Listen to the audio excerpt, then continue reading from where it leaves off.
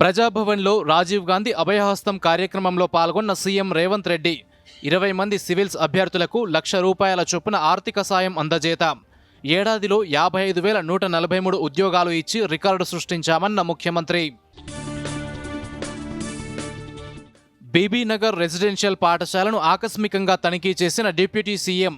సంక్షేమ హాస్టళ్ల పర్యవేక్షణ బాధ్యత ఐఏఎస్, ఐపీఎస్ అధికారులదేనన్న భట్టి విక్రమార్క. మాతృభాషలో మాట్లాడటం అలవాటుగా మారాలన్న మాజీ ఉపరాష్ట్రపతి వెంకయ్య నాయుడు.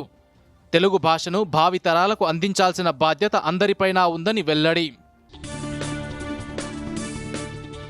తెలంగాణలో 11వ తేదీ నుంచి సంక్రాంతి సెలవులు. 18వ తేదీన తిరిగి పాఠశాలలు పునఃప్రారంభం. ఢిల్లీ, గజియాబాద్, మీరట్ నమో భారత్ కారిడార్ను ప్రారంభించిన ప్రధాని మోదీ. 12,200 కోట్ల రూపాయల ప్రాజెక్టులకు ప్రారంభోత్సవాలు, శంకుస్థాపనలు. రాజధాని ప్రజలు ఆప్ ప్రభుత్వంతో విసిగిపోయారని ప్రధాని వ్యాఖ్య. సిడ్నీ టెస్టు ఫలితం నిరాశ కలిగించిందన్న పేసర్ బుమ్రా. వైద్యుల సూచన మేరకే బౌలింగ్ చేయలేదని వెల్లడి.